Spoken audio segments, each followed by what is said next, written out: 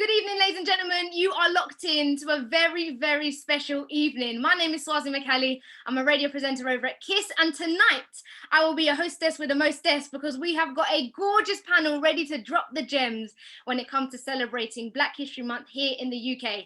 This platform is by My Life, My Say, and this is a brand new digital space called Quarantine Question Time. So we've got lots to be talking about. I'm letting you know from now, get your snacks, get your drinks, get everything that you need for the next 2 hours, and there's a Q&A session happening at the end, so get your questions ready. We want to hear from the young people who've locked in, and let us know where you're locking in from as well. We love to know where people have tuned in from. So we're going to go live in about 30 seconds to 1 minute or so as people start to file in. This is My Life, My Say, it's Quarantine Question Time. Good evening, ladies and gentlemen. My name is Swazi. I'm a radio presenter over at KISS, but tonight I will be your host for My Life, My Say's very, very special Quarantine Question Time, bringing together some incredible voices and names when it talks about politics. And so grab your drinks, grab your snacks. You're going to want to sit in and get this one under your belt. Get your questions in because the panel is looking 10-10. I'm going to give another 30 seconds or so for young people to join, and let us know in the comments, where are you dialing in from? Where are you locking in from? We love to know where you guys are watching us from. Cool, I'm going to kick things off. Good evening. If you have just locked in, welcome to My Life, My Say's Quarantine Question Time. My name is Swazi and I'll be your host for this evening. And as stated before, today's Quarantine Question Time is a special commemoration of the Black creatives, the Black activists, policymakers, journalists, and everyday people contributing to our society. Black people have and continue to shape political discourse, both in the US and in the UK. Our Quarantine Question Time events are a new digital space for young people to receive expert advice. You can already see some of the names that I'm going to be talking to this evening, so expect expert advice on issues that impact young people. This event is of great importance to help educate, inform, and encourage young people to gain a greater insight into the politics of Black political activity in our country and across the world. Our event today marks a celebration in our calendar, celebrating and exploring the contributions made by Black people in the United Kingdom and in the United States. So make sure you hit us up on the socials, man. You do not want to miss any of this conversation. Follow us at My Life, My Say and be part of the conversation by using the hashtag Black History Month and also Quarantine Question Time, because we want to collect all of your comments, all of the questions to throw into this conversation this evening. Before we kick things off tonight, I would like to invite my brother and one who is very dear to me, my Guyanese fellow, Mr. Jermaine Jackman, who wants to say a little bit about tonight's event and a few words about My Life, My Say. Over to you. Good afternoon, good evening from wherever you're joining in the world. Hello and welcome to this amazing Black History Month event. I want to echo what Swazi has already said and thank you all so much for coming. My name is Jermaine Jackman. I work for My Life, My Say, and we're a youth organization that amplifies young people's voices, empowers them to bring about social change, but most importantly, we engage young people in politics and its processes. And what better way than to bring about this amazing discussion here today with an amazing and fantastic lineup of panelists and speakers, all centered around such an important topic in an important month, Black History Month, which I think should be every month of the year, I might add. But coronavirus, COVID-19, as many of us already know, has shone a light on the inequalities that many Black people face around the world. But coronavirus is not the only pandemic infecting our society. What we saw in Minneapolis with the death of George Floyd bears similar fruit to what we saw on the streets of Hackney in London with the death of Rashawn Charles with a chokehold. And all of these are symptoms of institutional and structural racism. The knee on the neck is a very symbolic one because it represents the Black experience. It was the same knee on the neck that spurred on and introduced the rollout of the sus laws and the over-policing of Black communities here in England. And whether you agree with me or not, Black people have had the knee of oppression on their necks for a very, very long time, from the moment that they are actually born. It was the same knee on the neck that saw the signs of no blacks, no dogs, no Irish in some of our restaurants and cafes here in England. It was the same knee on the neck that started the Windrush scandal and the deportations of Black British people. It's the same knee on the neck where we see the disproportionalities in housing, in education, in our criminal justice system, in health. We had the leader of the opposition here talk about how Black women in this country are 5 times more likely to die while giving birth than their white counterparts. So it's a very important discussion that we are having here today. And for me, it's about how do I turn my anger that I've been having for over the past couple of months following the death of Breonna Taylor and George Floyd and turn that anger into activism? How do we keep our finger on the pulse and tap into the scale of activism and mobilization that we've never seen before around the world, where people are talking about race and racism? How do we tap into that global fight for racial equality? I'm so excited for this conversation here tonight, and I hope you are excited too. So once again, thank you so much, all of you from around the world, wherever you're joining, wherever you're locking on. Thank you so much for joining in this conversation. Swazi, back over to you. Jermaine, thank you so much. And as Jermaine said, this conversation, it blows my mind to think of the names who have joined this discussion right here. Currently, we're sitting on 123 young people who have locked in. Good evening. If you've just joined, welcome. My name is Swazi. You're locked in right now to My Life, My Say's Quarantine Question Time, Black History Month special. We're about to chop it up real soon. So let me introduce to you some of the speakers and these incredible, inspiring people who are going to be part of tonight's conversation. We have, of course, the legendary civil rights leader, Reverend Al Sharpton, who's going to be giving us his keynote speech very soon. We've got Rachel Scott in the house, White House correspondent from ABC News. Very excited to hear from her. Marsha de Cordova, MP, Shadow Secretary of State for Women and Equalities. A huge shout to Marsha. I cannot wait to hear from you. Dawn Butler, MP for Brent Central. So excited. She jumped on for literally 5 minutes and I was like, I love you. I just love you. So yeah, gonna have some gems from Dawn coming in your way. Muthoni Kral from the National Political and Organizing Directory, Democratic National Committee. I did it, guys. I did the title. She's joining us this evening as well. UK barrister, the hugely inspirational Alexandra Wilson. And last, but certainly not least, the legend himself, someone I greatly admire, Lord Simon Woolley from Operation Black Vote. As if that wasn't enough, so you better get your questions in. There is a Q&A session happening towards the end of the evening. And if you've got questions around inclusivity and diversity and how you see yourself in the political world, ask them, shoot your shot. These are the people that you need to be asking, because the questions and the answer session is going to be fire flames.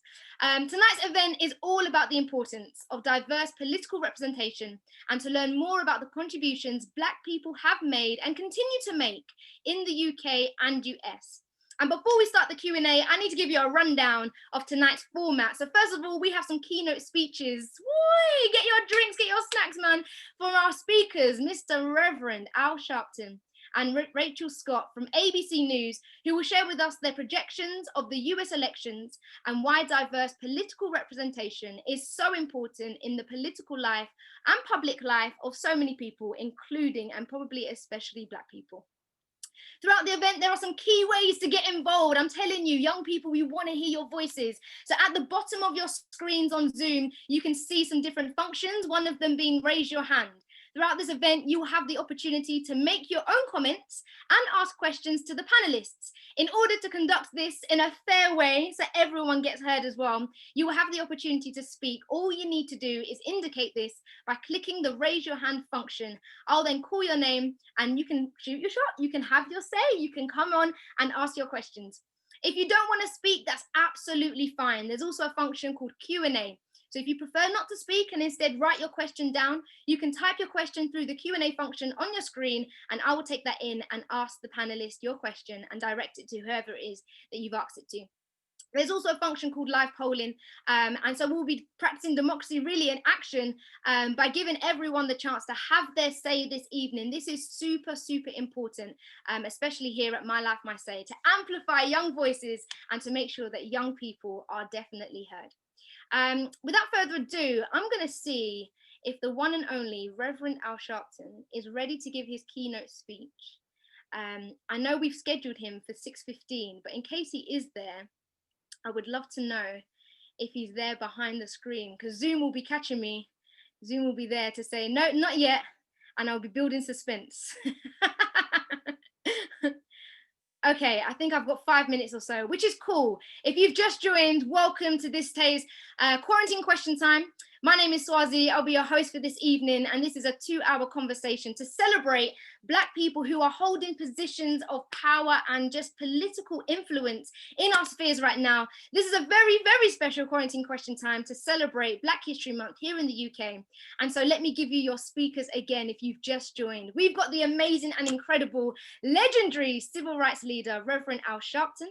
We've got Rachel Scott, the White House correspondent from ABC News, Marsha de Cordova, MP, Shadow Secretary of State for Women and Equalities, Dawn Butler MP, someone, yes, very excited, from Bench Central, Muthoni Krall from the National Political and Organising Directory Democratic National Committee, UK barrister, the hugely inspirational Alexandra Wilson, and the legend himself, Lord Simon Woolley, from Operation Black Vote. This is an event, especially for so many young people who have a voice and have a fire in their belly to say, yes, I want to get involved in politics, but maybe I can't see myself. Maybe I can't see myself in that position, and therefore, where do I go? Or maybe I don't even know where to start. What platform should I hit up? Well, My Life, My Say is definitely one of those spaces. Here in lockdown, in a whole 2020, in this global pandemic, we've put together this platform, Quarantine Question Time, a brand new digital space for young people to receive expert advice on issues that impact young people. This event is of great importance to help educate, inform, and encourage young people to gain a greater insight into the politics of Black political activity in our country and across the world. Now, if you're looking at me thinking, how does this girl know how to host this? The truth is, I don't. I got into politics or got into the political conversation after volunteering for Grenfell. Grenfell happened, a tower block fire that broke my heart and broke the UK's heart, looking at something that should never have happened. And so here I am, looking like a 12-year-old with my messy bun and rucksack, and off I went down to West London. I'm in East London, and I met some incredible people and started my journey of activism. And where the name activist is just such a heavy title, isn't it? But the minute you start getting involved and surrounding yourself with the same people whose hearts burn to see change, it's an incredible journey. So if you've just locked in, welcome to this evening. My Life, My Say is Quarantine Question Time, celebrating Black History Month here in the UK. We've got a huge night tonight. We've got some keynote speeches and a live panel as well with questions and Q&A, so get your questions ready. And I think this evening, in about 2 minutes or so, I'm going to introduce to you someone who, when I saw the flyer, I nearly dropped. I said, me, small me Swazi, going to be speaking to someone who definitely inspires so many of us. The Reverend himself, Reverend Al Sharpton, who's been busy in this season, of course, but definitely someone who I'm sure has got gem after gem after gem. So I think before I bring in Reverend Al Sharpton, I'm just going to jump over to the legend Lord Simon Woolley. If you are there, Lord Simon Woolley. Hey, and he's on mute. Yes, hello, sir. How are you? I'm great. Listen, I am so excited to be with you, Swazi. Congratulations on your award of one of those young, dynamic activists that are changing our world, from Meghan and Harry. Congratulations to you. Great to be with this panel. Some of my nearest and dearest brothers and sisters, punching hard, fighting for our communities, and of course, the legend himself, Reverend Al Sharpton. I mean, he doesn't stop. Birthday last week. We wish him a happy birthday. Yes. There last week, but you know, he gets stronger. He often looks younger as he gets older because he cares. And I am honored to be with you today. Thank you so much, so much. I would really love to come back to you and really bring the conversation to the UK, because I see the two of you as just people who I look up to and think, wow, everything that you guys have done. Now for us young ones coming through, you have set the example. You see this, passing the button. You know, this is a black button. I'm passing it to you for you to run. Take it and run. Thank you so much. Lord Simon Woolley, we are definitely coming back to you. I wonder now if Reverend Al Sharpton is here with us this evening to join us for My Life, My Say's quarantine question time. Reverend Al Sharpton, are you there? Maybe if we sing happy birthday to him, then he'll come. Should we? Yeah. I am down. Just a little bit of a backstory then, Lord Simon. When did you guys first meet? Well, it was over 20 years ago, and Wow. doing voter registration in London. And I called his office up and I said, would you come to London to help me change our world? He said, I'll be there. I'll be there in a heartbeat. And Reverend Sharpton came with a huge entourage of activists and campaigners, and we just blew the city away. We went to schools and colleges and community centers. He gave a speech to about 2,000 people. He was on fire. And every time he comes to London, we host him and we do great things. When I go to the USA, by the way, when we can fly again, Swazi and Meti, we're taking you to the Congressional Black Caucus. Yes, please. Is every September in Washington, D.C. 10,000 African Americans congregate to be together, to be unified. Taking Dawn, I'm not sure whether Dawn's been, she's been invited every year, but she's often busy. But we need to take our own activist, Marsha Dear Cordova needs to go too, because the unity of African Americans and Black Britons has never been stronger. You know, when the Black Lives Matter movement exploded after the brutality of George Floyd's death, Black Britons felt it, and we rose. Yeah. And we took on the system. That's why the statues come down. British society was convulsed to listen to us. That's the unity. That's the unity of the global Black diaspora, African diaspora. Yeah. And this is one of the questions that I wanted to shoot over to Reverend Al Sharpton, but just to ask you as well, what do you think this time round for 2020, in all of your years, your richness and your experience, fighting for justice in 2020, does it feel different? Does it feel similar to a year that's gone past? What's your vibe? What's your experience? It does feel different, actually. I mean, I think that we've seen the longest protest, the longest civil rights protest in this country ever, with the Black Lives movement. And I think what it's done is that when we saw that young man die in front of our eyes, along with the devastating and racial impact of COVID-19 on Black communities, many white people began to see life through a Black lens. Yeah.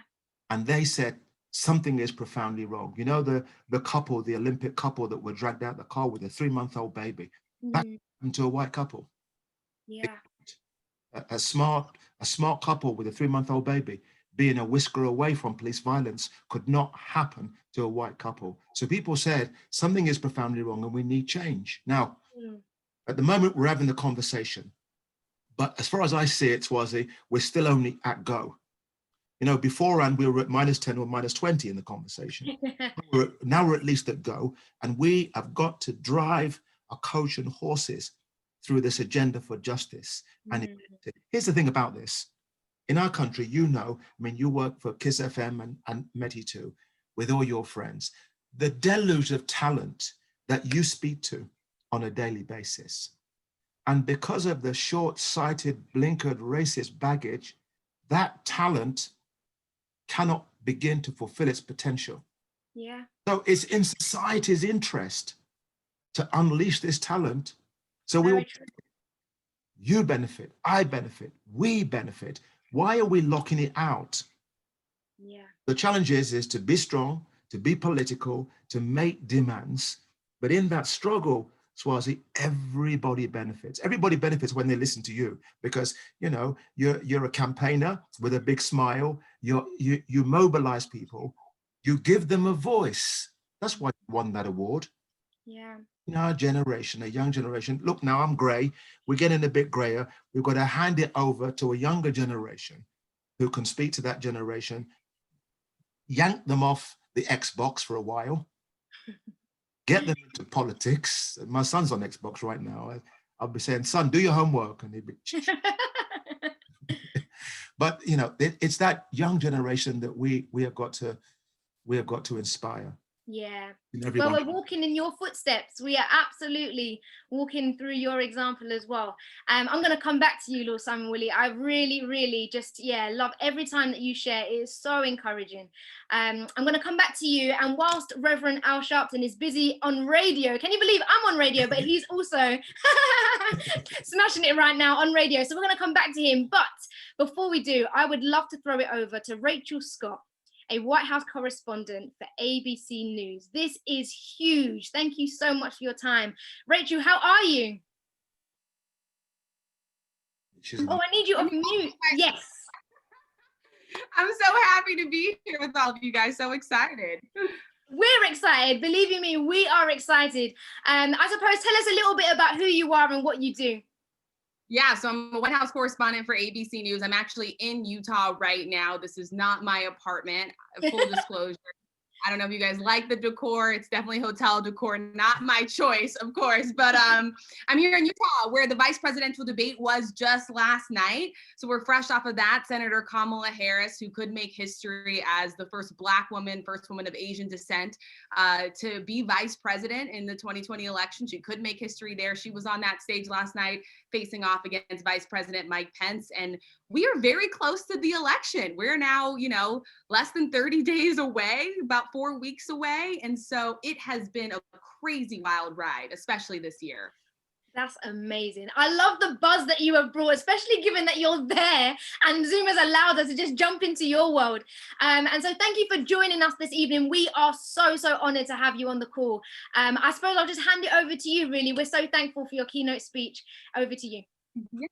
Yeah, I will start. And, I'm going to keep it a little short here and just to save some time for questions. So if you guys have any questions in the chat box you want to throw, feel free to chime in and put those in or raise your hands after I'm done. But as I mentioned to you guys, I'm a White House correspondent for ABC News. And I truly believe that right now there is no better time to be a journalist.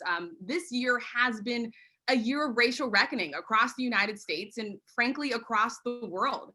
We've seen statues topple, we've seen schools renamed. We talked about a little bit in the intro, but that 8 minutes and 46 seconds, right? That captivated not only America, but captivated the world, that an officer had his knee on the neck of George Floyd. It did broadly represent what Black Americans and Black people across the world have felt for centuries. Here in the United States, it really was a boiling point. It was a boiling point for a new generation of activists from diverse backgrounds who have taken to the streets to demand for justice, to demand for equality. And one thing that I feel like I've really tried to underscore in my reporting is that their fight is so much larger than police brutality, that they are fighting for equality on all fronts. And that goes from disparities in the healthcare system to equal pay, to police reform, to fairness in housing.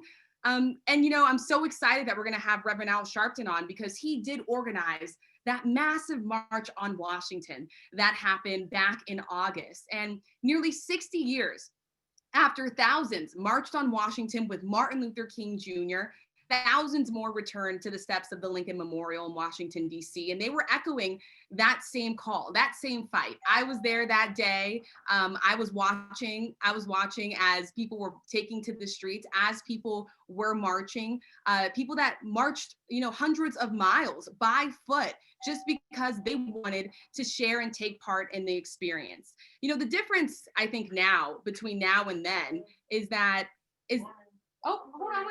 Okay, see, this is what happens when you're in a hotel room. That was housekeeping. Sorry. That's exactly what happened.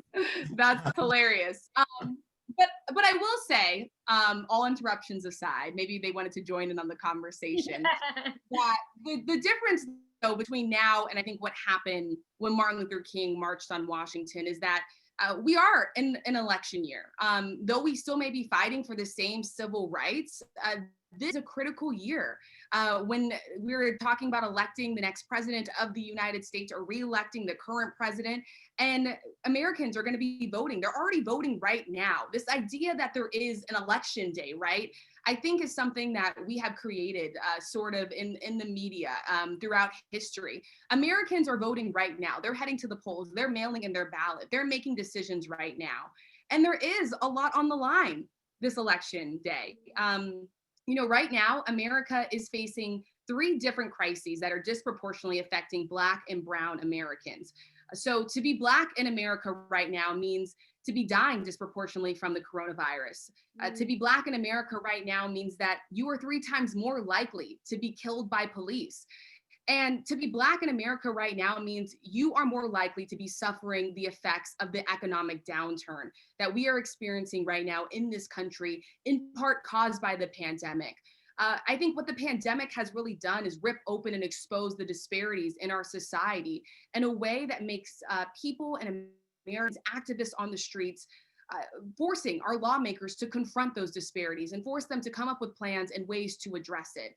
And as I've been on the streets and listening to those protesters and listening to activists and listening to average Americans, it just doesn't stop with the president of the United States.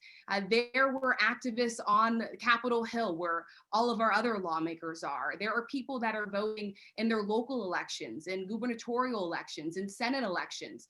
This goes all the way up and down the ballot where people really do want to see change across the board. And so over the course of the last 2 presidential debates, those crises, the economic crisis, the health crisis, the crisis on race relations, they really have been center stage at those debates. And, as I said, I'm here in Utah right now. I was inside of the room last night for a vice presidential debate. It was my first time covering a vice presidential debate. And it was, what was the vibe really like? far from what I know, it was very far from what I had expected because there was plexiglass. There was that visible reminder that we are in the middle of a pandemic, that the severity of the pandemic has led one of the candidates, at least Senator Kamala Harris, to ask for a plexiglass divider. We were all given face masks on the way in that we had to wear. And those that were not wearing their face masks inside of that debate hall would be escorted out. So the severity of the pandemic, which again has disproportionately affected Black and Brown people in the United States, that was hanging over the debate last night. And what we saw, what was outlined, was 2 different and stark visions for the future of the country. I think one of the biggest questions that was posed to the vice presidential candidates in this year of racial reckoning is whether or not they believe systemic racism is real and whether or not they believe it's rooted in American history. I know that President Trump has been asked that. I know Vice President Joe Biden has been asked that. And last night we saw that again on the stage in the vice presidential debate. And it really came about a topic centered around Breonna Taylor. And again, what you saw were 2 different answers to that question. Senator Kamala Harris said that her family deserves justice. And Vice President Mike Pence said, while his heart breaks for any innocent American life that is taken, that he trusts the justice system. And he pushed back against this idea that there is systemic racism in policing. So I think right now Americans are being offered 2 stark and very different visions for the future of the country that could be determined in this election. And we will know those results obviously in the next couple of weeks. I just a little note here, I started this year fresh off of covering an impeachment trial for the president. I traveled crisscrossing the country on the campaign trail, living entirely out of my suitcase, eating some really, really bad food along the way, the extra calories. But I had no idea that all of that would be brought to a halt. I had no idea that I would soon be on the front lines reporting on a pandemic. I had no idea that I would be reporting on communities that have been disproportionately affected by the virus. And I had no idea that I would spend weeks on the front lines of protests for racial equality. My role over the last year has really been unique. I've had the opportunity to talk to Americans who have been affected by all 3 of those crises, right? The economic crisis, the health crisis, the crisis over racial equality in this country. And then the rare opportunity to also be inside the White House, where the president of the United States lives, to be posing those questions directly to those who are in power. I just wanted to ask you actually, because you are in such a unique position. Like you said, you're on the ground with the people, but yet you're in these rooms where you're able to bring those 2 conversations together. For you, what have you learned from being in both camps, and where do you find where is the most miscommunication? Yeah, I think it's really tough. When I was outside of the White House and there were, at one point, thousands of people marching right to the president's front door, and they were yelling and wanting their voices to be heard. And what happened was is that the White House ended up putting a perimeter up around the White House. And in America, the White House is called the people's house. And so what that did is that divider, that perimeter, pushed the people further away from the people's house. Well, what was meant to be a divider, right, ended up becoming this beautiful kind of portrait of the faces of lives that have been lost due to police violence. You saw lots of photos there of Breonna Taylor, of George Floyd, of Ahmaud Arbery, of Trayvon Martin. I can go down the list, of Eric Garner, of Sandra Bland. But there is a disconnect where people that were outside of the White House there on the streets did not feel like the president, who was just a little bit of ways away over that divider, over across that gate inside of the Oval Office, was not hearing their concerns, that he was not really addressing them. And I think some of that has come with a delayed response and reaction to some of these cases. I think on the president's side, he wants to see it handled by the states, and he doesn't want to get in the way, right, of the law and order that's being carried out in the courts. But there is a sense of frustration of wanting the president of the United States, and frankly, wanting other lawmakers to speak on it. And I would also say this, that it doesn't just stop at the thoughts and prayers, right? I've talked to so many activists on the ground, so many protesters, and they have all said the thoughts and prayers are enough, that they want to hear now about action. They want to hear now about reform. And I think what came from George Floyd was a discussion from both sides of the aisle in the United States. Republicans and Democrats came together and said, hey, we really do need police reform. But when it came down to it, they weren't able to get on the same page. And so at the end of the day, nothing did end up getting passed. And I think that is a part of a lot of the frustration for a lot of Americans right now. Yeah. Rachel, thank you. I mean, you being a correspondent, you know, when you think, oh, what question can I ask you? But you've covered all the bases. But just want to ask you really real quick and just celebrate you, because you being who you are in the positions that you're in the rooms you're in is amazing. And so thank you so much for your time tonight. Honestly, just to have your buzz and your vibe and your energy. And my last question before I can see Rev Alvin Sharpton jump on, what are the big issues that you think stop Black people in the US from being represented in the democratic process? Well, I think one issue that is going to be very critical on the minds of a lot of Americans right now, especially during the pandemic, is mail-in voting. We have a lot of people that are going to be mailing in their votes. And a lot of activists that I've been talking to are also looking out for voter suppression, right? We know that that has played a big part in the past when it comes to communities of color getting their voices heard. But I do think for a lot of Black Americans, you know, those key issues of the economic crisis, the health crisis, the pandemic, racial tensions in our country, those are going to be the issues that they're going to be thinking of when they walk in to cast their ballot. Yeah. Just some of the Q&A from the young people who's got involved. Shouts to you young people who've locked in this evening. A question for you, Rachel. What definition do you give to systemic racism? Great question. Thank you. Yeah, this is so interesting because I think it varies by who you talk to, right?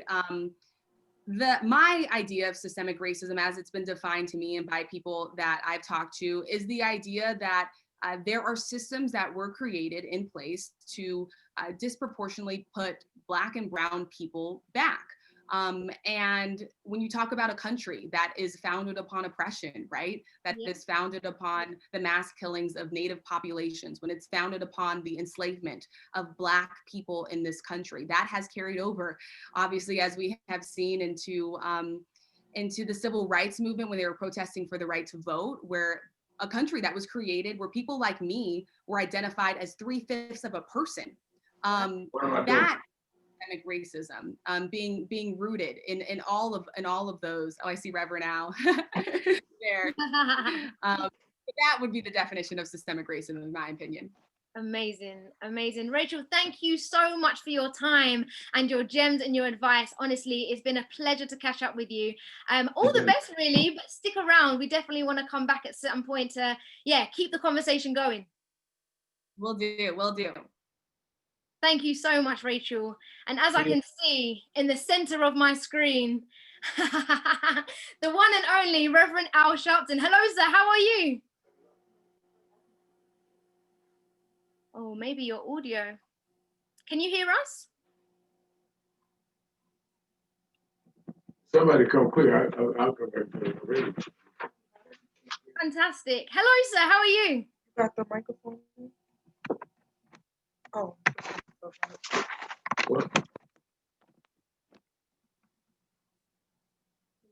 Can you hear us now? Hello, can you hear us? Yeah. Yeah, we can hear you loud and clear. Okay. Hi, Reverend Al Sharpton. Good evening. Welcome. Good evening. How are you? I'm good, thank you. How are you? How's the radio show going? Good. Very good. We won't keep you. We want to say thank you so much for your time. Thank you for joining us this evening. I know that you prepared your keynote speech, so without further ado, it is a pleasure to welcome you, civil rights activist, a legend who we look up to you, Reverend Al Sharpton. The floor is all yours. Well, thank you, and I'm very happy to be a part of this and having been asked to do so. As we look at Black history and we look at history of our people all over the world, we are constantly in a struggle for fairness and justice and equality. And we are particularly at a challenging time right now, both in the United States and Europe and in Africa. Look at the global struggle around advancing democracy, advancing our human and civil rights. In the United States, we are in the middle of a presidential election where there are two roads, one that will go backwards, in my opinion, back in the days of where only white males with money mattered, or those that have fought over the last half century from Dr. King days when I was a little kid to the others to now that want to continue this road toward what is just and fair for everyone, including Black people. You have the challenge there in England where we have had the same problems of encounters with law enforcement, encounters with outright bigots, encounters with racists, where we fit our communities in the middle of the storm around Brexit and how we survive. We see it in Africa, where we have continued to see the exploitation from some of the superpowers that want to control the land and use the natural resources to enrich their countries at the expense of our people on the ground. And even some countries where some of our own have rose to power and have not done fairly and have dealt in an autocratic way with the masses of the people. After posing as revolutionary, they end up more repulsive. And all of that could cause dismay. But my Black history message to you today is that every step forward, you can always expect there will be those to push us back.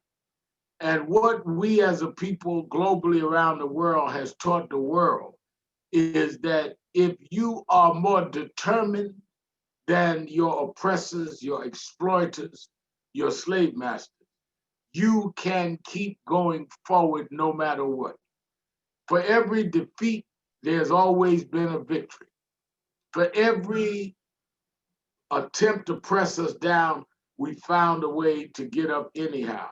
And if we really understand our history, we'd understand that the blood in our veins is not the veins and the blood of quitters, of losers, but of people that invented things and created things under the worst circumstances known in human history, yet we found a way to be creative anyway. Look at what we do in the arts.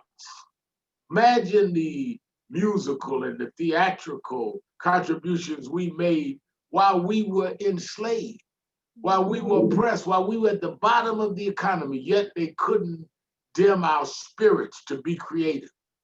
That's who we are. We write great literature when we didn't even have the utility of light bulbs. And we could sit there and write great poetry and literature. That's who we are. We never had in centuries the comforts of others, yet we were able to express our genius anyhow. And what we need to do across this world, across the ocean, across the rivers and seas, is recapture the self-concept and self-realization that we may have been enslaved, but we're not slaves. We may have been exploited, but we are not fodder.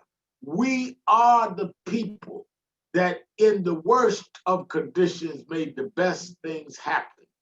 And since that is inherently who we are, then this generation must rise up and grab that mantle of greatness and say, yes, we are faced with some temporary challenges, but our forefathers faced worse and still made things happen. I sat last night and watched the debate between the vice presidential candidates for election in 3 weeks in the United States. And yes, people can have their opinions who won or who lost and whatever the case may be. That's not the point of my raising it. The point is, as I sat there and watched Senator Kamala Harris, a Black woman from Oakland, California, on that stage as a vice presidential candidate of one of the two major parties in the United States. I thought about how when I was 18 years old, I was a youth coordinator for a Black woman named Shirley Chisholm, who ran for president of the United States. She was the first Black woman to be elected to Congress. In 1972, that race was, and people said Miss Chisholm was out of her mind. Who does she think she is? But me, as one of them youngsters, lived to see a Black woman in the spirit of Shirley Chisholm is on the ticket and may be the vice president of the United States. I thought about how in my 20s, I was one of those that helped in the campaign of Reverend Jesse Jackson, who's a mentor of mine. Our mother brought me to him when I was a 12-year-old boy preacher, and he helped mentor me along with Reverend Dr. William Augustus Jones in my ministry and in social justice. And we went all over the country, Run, Jesse, Run in the 80s. He didn't make it, did well, but didn't make it. But some 25 years later, I sat on the stage as a guest as I watched a Black man put his hand on the Bible named Barack Obama and was sworn in as president of the United States. I remember when I was in school and we'd march for free South Africa, free Mandela. And it seemed like we were just up against intraceable odds. But we marched anyhow, and people marched all over the world. Huge march right there in London. But I also lived to see the day that I sat and talked at length with Nelson Mandela, not in a jail, but as he came to the United States to speak to the United Nations. And then in 1994, I was an election observer for the first free elections in South Africa, and Mandela went from prisoner to president. I raise all this to say I've seen too many victories to ever give up hope. Because if ever there was a people in the history of the world that snatched victory out of the jaws of defeat, that snatched hope out of the jaws of doubt, is Black people. We don't have the right to lose our hope because we've always taken the impossible and cut the I am off and made it possible anyway. No, it will not be easy. No, it will not be without effort and discipline and struggle. But Frederick Douglass once said that there is no progress without struggle. And you can't expect to have the great forest and the great gardens and the great flowers and plants if you're not willing to plant the seeds and nurture the ground. Don't get discouraged. Don't drop out, drop in. There are those in our community that says it's of no use. And when you drop out and say it's no use to participate, you're only conceding your life to others to make decisions. They're gonna make decisions whether you vote or participate or not. The question is whether you are willing to let others make decisions for you or whether you're gonna be part of that process yourself. The other part is we cannot become like those we fight. We are not violent, we're not beastly, we're not insensitive, we're not misogynistic. We don't require our women to walk behind us because we've had as many sheroes as we've had heroes. And any man that has to have a woman walk behind to affirm his manhood is not a man at all. You need people that can walk shoulder to shoulder sometime ahead of you to help us go in this direction. Yes, these are hard times. These are challenging times. But that's where our real heritage comes in. That's where our real knowledge of our history comes in. That's where our real belief in a God that always hears our cry if we believe in calling him. But God is not a valet. He's not going to come just to do it for us, but he will give us the power to do it if we stand up and seize the moment. And he will give us the energy and power we need. So our challenge, even in 2020, with a pandemic that has engulfed the world, where the rich and the poor are infested with a virus that no one saw coming, and it has exposed the inequality and health disparity all over the world, because we now see in glaring picture how those of us that were the least are the ones getting the epidemic or the pandemic more than others, because we had the World Health Services and all. We, in the midst of a pandemic, still can see light in darkness, because we come from a people that always sought the light, even in the darkest night. Just about 4.5 weeks ago, we had a march in Washington, D.C. around George Floyd and around Breonna Taylor and some of the victims of police murder in this country. It was in a pandemic. People said, Reverend, people are not going to come out. I said, tell them to come with their face masks and we'll take temperatures and all. They said, all right, maybe you get a few thousand. We got almost 200,000 people to come out, not one incident, no violence, not one arrest, because we stood on the ground that 57 years before Martin Luther King Jr. stood at that same spot and talked to 250,000 people who came with no pandemic and told them he had a dream, and a dream that we still hear 57 years later. What people don't realize is that day that they came to Washington, August 28, 1963, that is known all over the world as when King made the I Have a Dream speech. Most of those that came from the deep South. They had to ride back of buses to come, but they came anyhow. They couldn't stop and eat at a diner or restaurant. It was against the law to serve blacks until they got across the Mason-Dixie line, but they came anyhow. They had to relieve themselves in the woods because they couldn't use a public toilet, but they came anyhow. And because they came in 63, we came back 4 weeks ago, flying first class, staying in the best hotel, and with big titles, because they paid a price. And they did not pay a price for us to mock each other, for us to have violence against each other, for us to be calling our women out their name. They paid a price saying, if we squeeze the door open, just crack the door, our children and grandchildren will walk through that door. And yes, they will be challenged. And yes, they'll be treated unfair. And yes, they'll be discriminated. But if they realize in their veins is the blood of those that had enough strength to open these doors, they'll have enough strength to walk through and deliver and be as smart and gifted and productive and disciplined and focused as anyone else. That's the Black folk story. We're not a story of servants.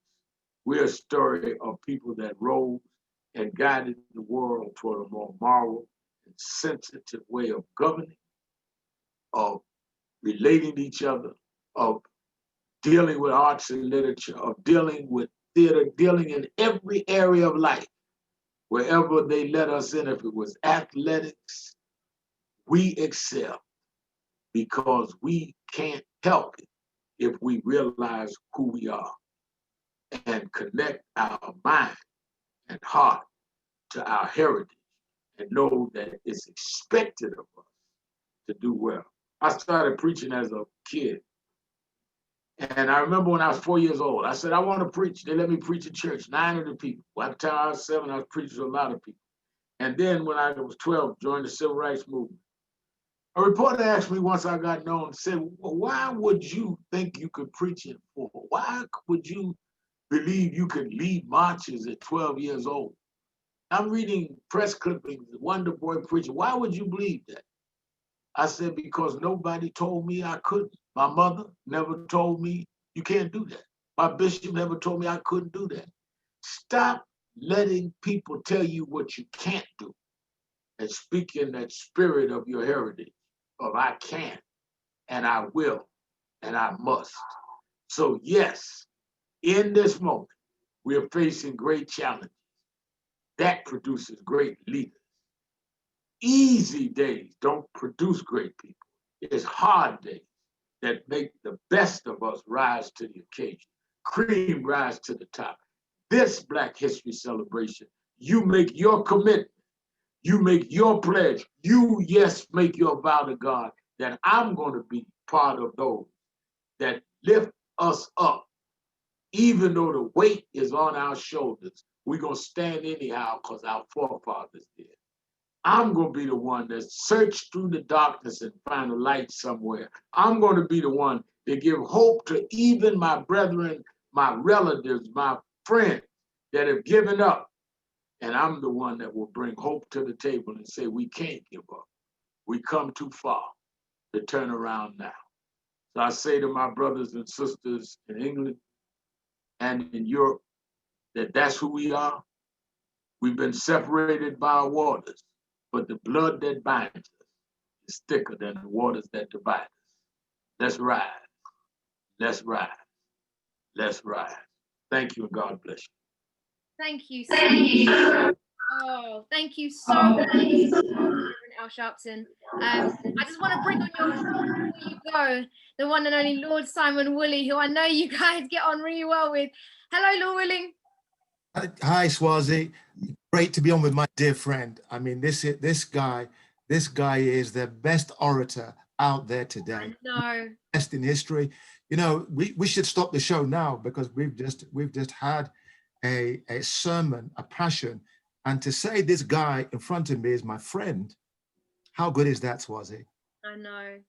Well, let me tell you, there's no one I respect on the globe more than Simon Woodley, the Lord Simon Woodley. I knew him before he was a Lord, and he knew me before I got slim and trim. So we go way back. No, it's great. It's great to be with you. And you know, we want you here in the UK sometime soon. I said to Swazi that when you come on stage, we're going to sing happy birthday to you. You know, you just. Oh, that's right. I just turned 66. I'm still out here, and almost as gray as Simon, though he's younger than me. But we got work to do. We want to see you. We want to see you in Parliament. We want to see you in the UK and in Europe. So once this lockdown's done, you better fly over because there are tens of thousands of people. And when I say that this guy is the best orator of his generation, of out there today, that gives us hope. I mean, Swazi, I just watched you looking and listening to Reverend Sharpton, and your jaw just dropped. That's on a daily basis. This guy gets up at 5 o'clock in the morning, goes to the gym, gives a 2-minute sermon, get on Instagram, and you will see him 5:30 in the morning. That's how he starts the day. Every day. It's well, not. Thank you. God bless you. Go back already. I'm so glad you let me say hello to Lord Woolley. That's my friend. Absolutely. My friend to the end. He's special to me. Thank you so much, Waz. Thank you so much. We'll see you very soon. Take care. Yes, you will. Yes, you will. Take care. Wow. How was that? Well, you know, take care. Thank you. Bye. All right. I told you, didn't I? I told you this guy is the best orator of his generation. No notes, just talk to the camera, talk to the people. And you can see as he gets going that he brings out more of the backstory, more of the history. Dawn, I'm glad you brought Dawn in because.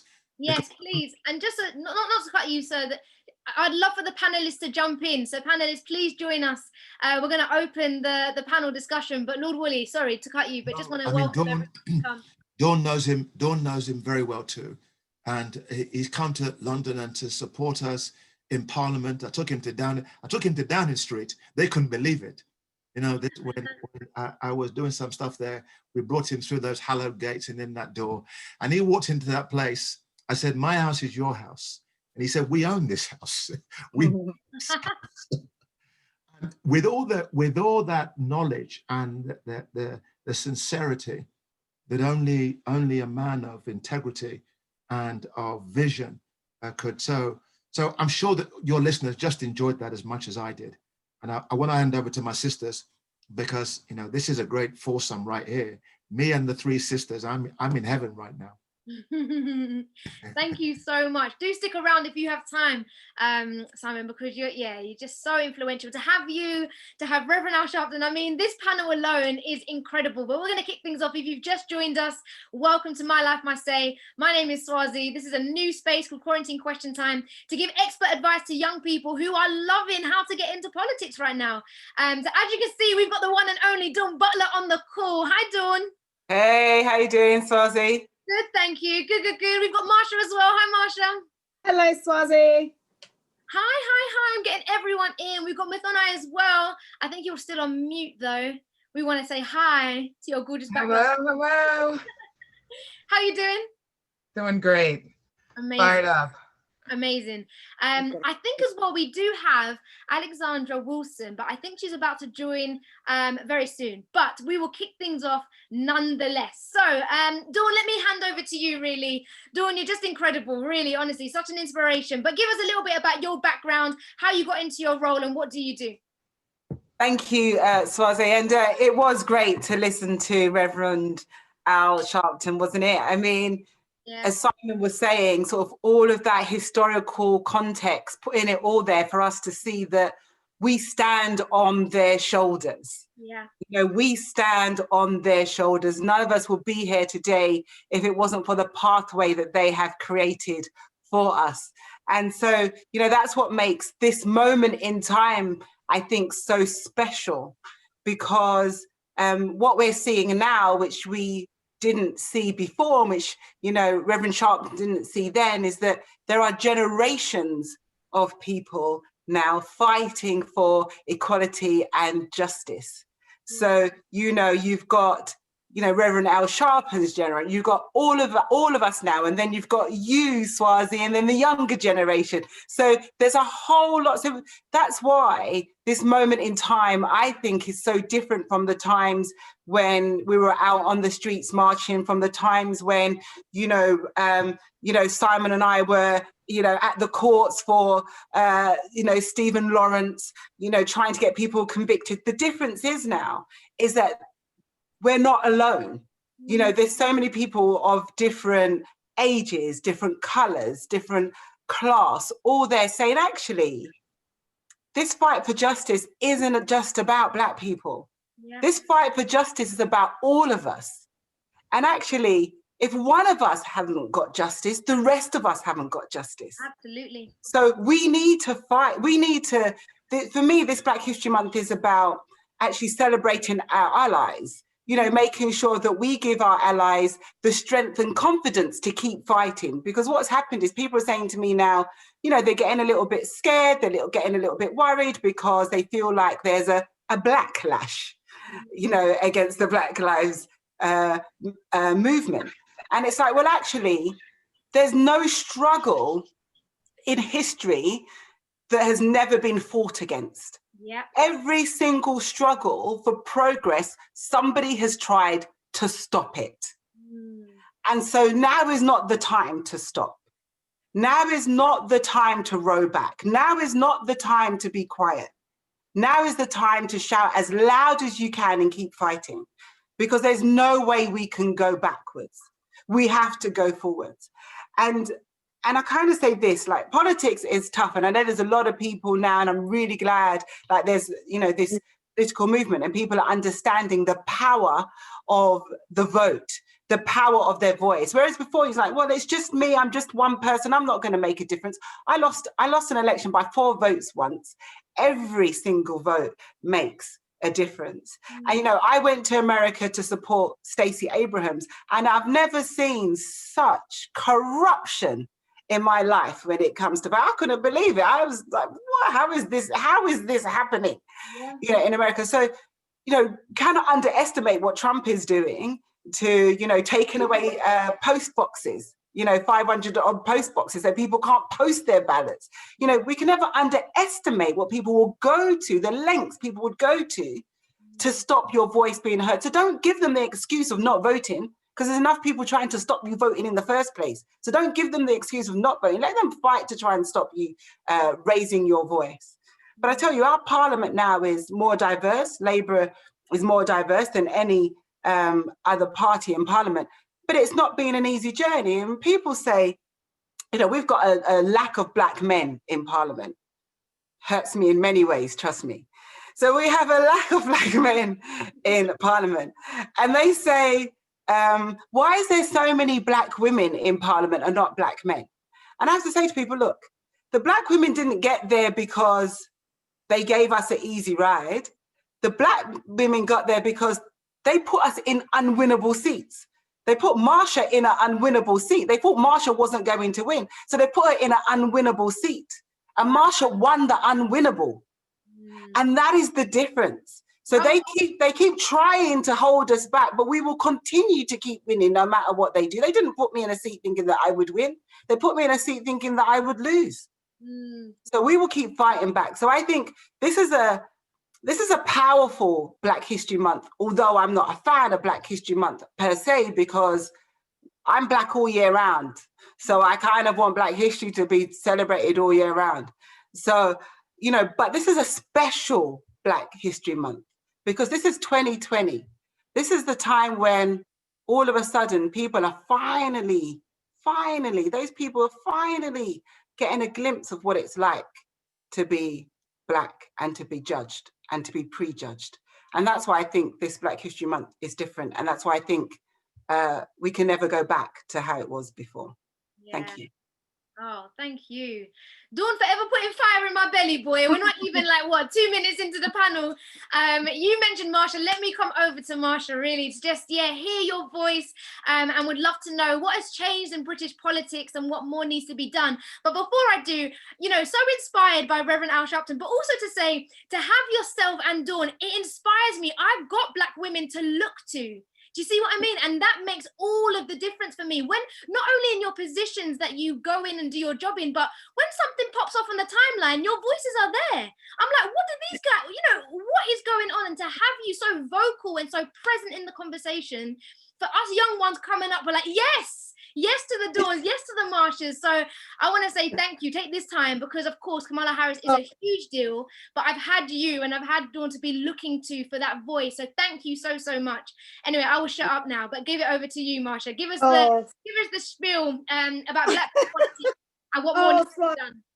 Oh, thank you for such a wonderful introduction. And you are also making waves in your sphere and in your space. So well done to you and keep up that hard work because you're smashing it right now. So good for you. And can I just say, look, I was listening to the Reverend speak and I just said, I'm done. What more? I am done because this man just spoke what you can say. He's filled with so much of the spirit, but also he shares so much of his history and his journey. And, we all can learn so much from what he is saying. But obviously as well, history teaches us that also. But what he was saying, in life, they are going to always, when we step forward, they are going to try and push you back. But imagine if we just keep pressing forward and pressing on and not letting anybody hold us back. I mean, that's something for us all to hold on to. And can I just say what a pleasure it is to see my dear friend Simon. So I first met Simon. I have to share this story. Sorry. I first met Simon. Gosh, I'm not going to say how many years ago because it will be showing my age and I'm not prepared to do that.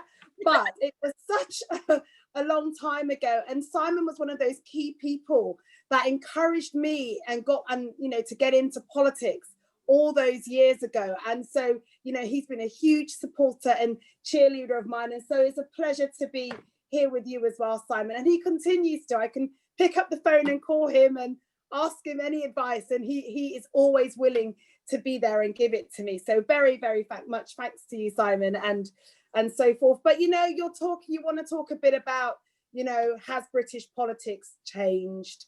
Well, what can I say in the sense that, you know, there has been some progress, but more still needs to be done. And 2020 has shown us that exactly with the coronavirus pandemic, but more importantly, the murder of George Floyd. But, you know, if we think in our political systems and our political structures, the first Black MPs were elected 33 years ago. The late Bernie Grant, Paul Boateng, and Diane Abbott, who was the first Black woman to be elected to Parliament, and she is still going strong today. But, you know, you think back to their struggle and how they got elected, that came off of the back of the uprising and the race riots that took place across our country, whether it was in Bristol, Birmingham, Manchester, Leeds, or London. That was what spurred them on to be able to stand for Parliament and to be elected, and still to be standing today aside from Bernie. So when you think about our struggle here in the UK, there are so many similarities with that of the United States, which I can go into a bit later.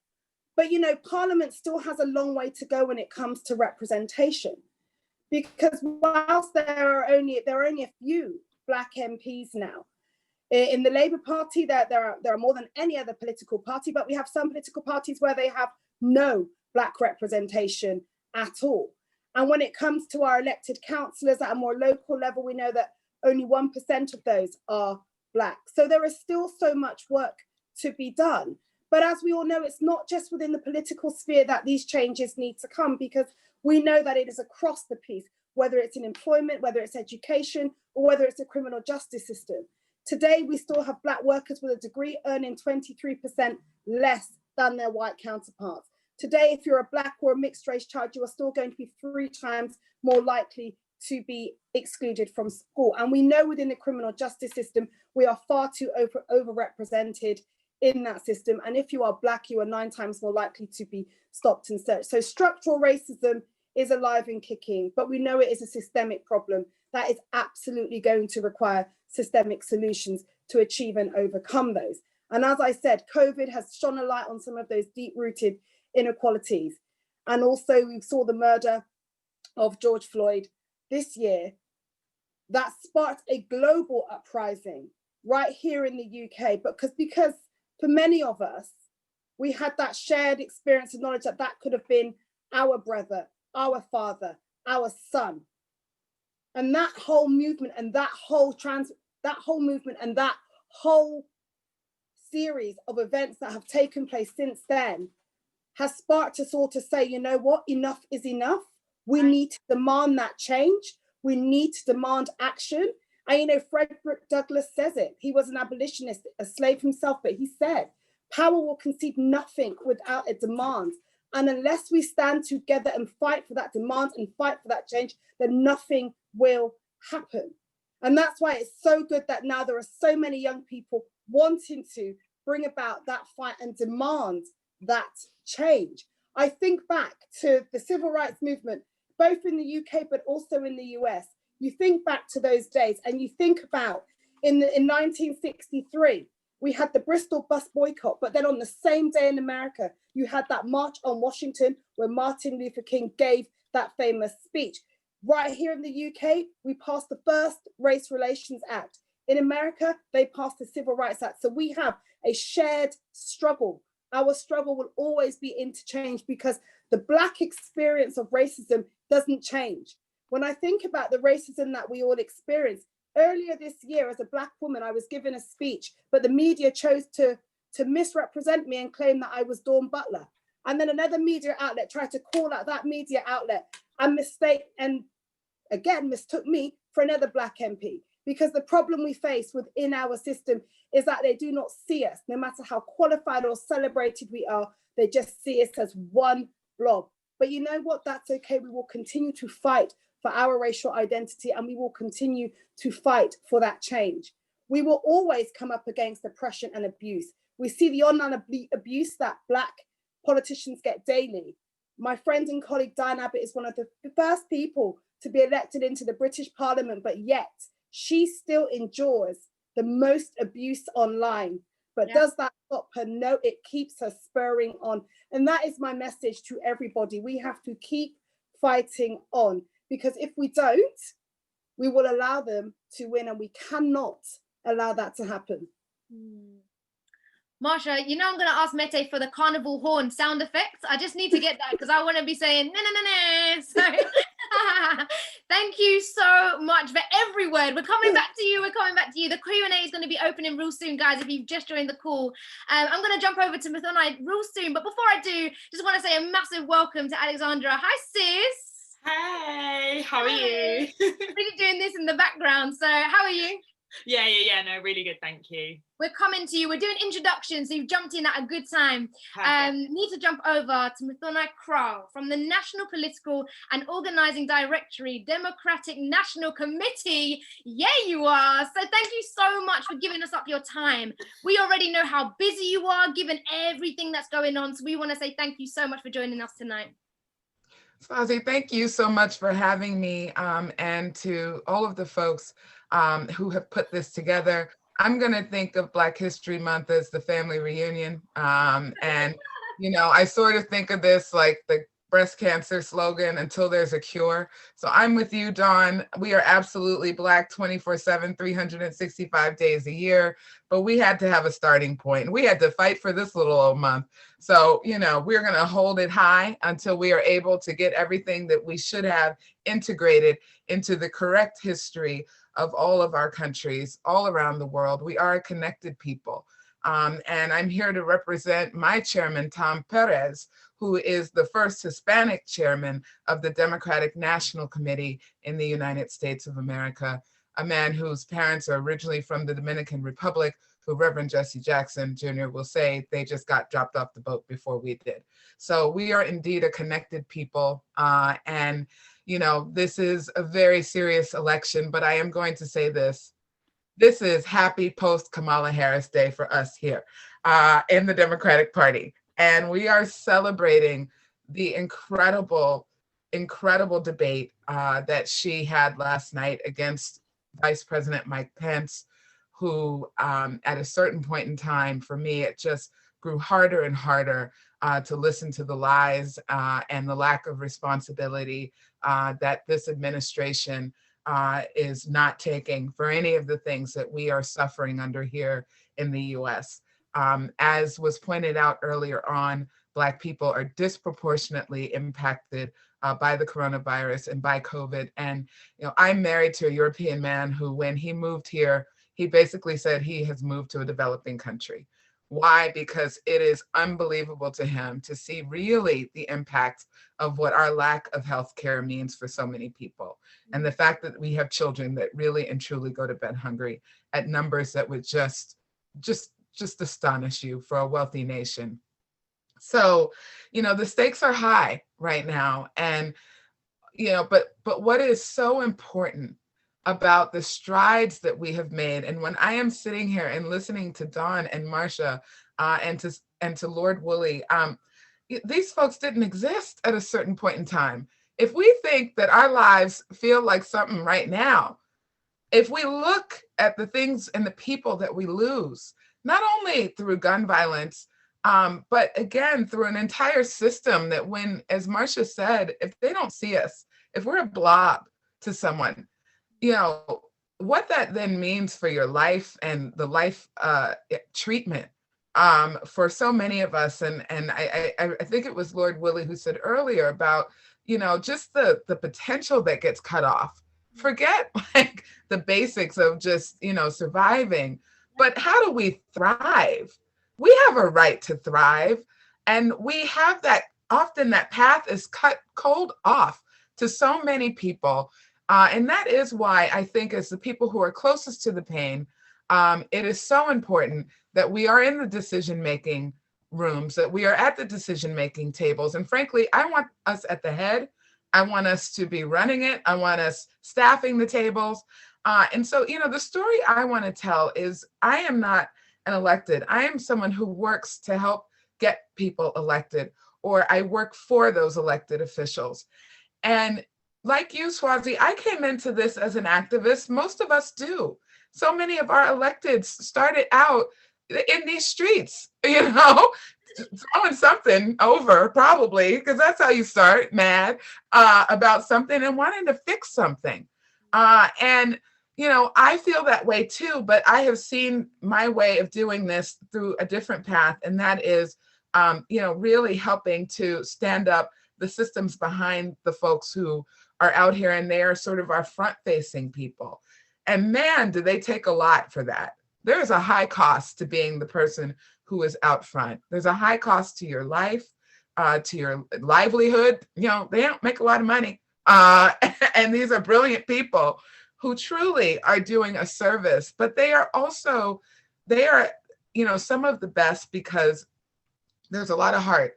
That is, obviously, I say this to a lot of folks who come and work for me, that this is hard work and it's heart work. And there is something extremely fulfilling about that as well. So, we are here. We are 26 days out from our election here in the US. And I have some good news. Despite all that you are seeing right now, and that stuff is true, the bad stuff is all true, but we have had over 5 million people show up to early vote right now. We are at over half of our states voting right now. And, that's why it's important when Senator Harris comes on and really holds this administration that we are up against to such surgical account. People are still making up their minds. And as they are making up their minds, they need to hear from these electeds or these folks that are pursuing that next job firsthand. And debates are one of the biggest ways that we are able to do that. It is the larger stage in which we have more people's attention that are being pulled, people who are working 2 and 3 shifts here to make ends meet, but who took that time to be sitting in front of something, whether they were at work and they had their phone on and they were live streaming it.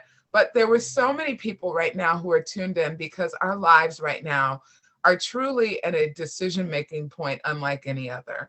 And as we all sit here, my child just came home, so that might get loud, but not from school, but from the little pod that I've put together of 3 children.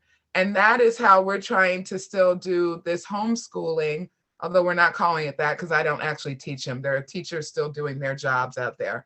So, but he's learning from home and still having a social life. But I mean, we're like all under this kind of like glass bubble right now, this glass dome that this pandemic is trapping us in. And, for those of us who can afford to have a bunch of choices, we are the fortunate ones. But that is why I work so hard for people like Senator Harris and Joe Biden in a moment like this, when they are rolling out plans that when they get elected, we are going to finally see childcare move to the forefront of our agenda. Thank you to the women who have been fighting and the men who have finally stood beside us and not let this just be a women's issue. Because just like racism isn't just for Black people to dismantle, sexism is the exact same formula for all forms of hatred, all forms of discrimination. That is a universal call to action, and we all need to be in it. So, what we saw, in fact, when Senator Harris was picked by Vice President Biden as his running mate, online, the amount of disinformation and misinformation and sexism and racism having been the key 2 things that people are using against her shot up. And what I have heard from a sister in Silicon Valley who works for teaches at one of the universities out in California and is heavily involved in the tech sector is that there is money in racism and sexism online, that big tech makes money off of racism and sexism. So I think to Marsha's point and to Dawn's point earlier about there's just that additional dimension. And when we think about the fact that we have to keep fighting, but yes, you are always going to find someone who doesn't want to see those advances. Well, there is a profit margin to suppression and oppression. There are people who have been kept out of the marketplace. There is less competition. I mean, y'all brilliant. I wouldn't want to be up against Swazi for no job. I can't do all that energy. I mean, so it is easier to lessen the competition, shape the marketplace so that it fits you and your strengths. Yeah.